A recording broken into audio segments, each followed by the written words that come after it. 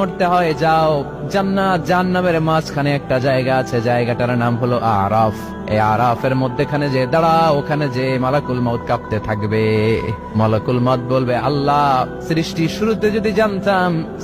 শুরুতে যদি জানতাম সবাইকে মৃত্যুদান করার পরে রূহ কবজ করার পরে আমাকেও মরতে হবে, তাহলে এই কঠিন দায়িত্বের ব্যাপারে আপনার কাছে ক্ষমা চাইতাম।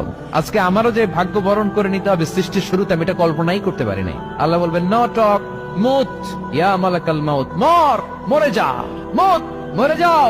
বলার সাথে সাথে মালাকুল মাউত এক বিকট চিৎকার হাঁকিয়ে মরে যাবে। মালাকুল মাউতের চিৎকারটা সেদিন এত ভয়ঙ্কর হবে, বিষ্ণু ঈসা ইসলাম বলেন, ওই চিৎকারের আওয়াজ যদি পৃথিবীর মানুষেরা কান দিয়ে শুনতে পেত, তাহলে কিয়ামত সংগঠিত হওয়ার জন্য আলাদা করে ইসরাফিলের সিঙ্গার প্রয়োজন হতো না।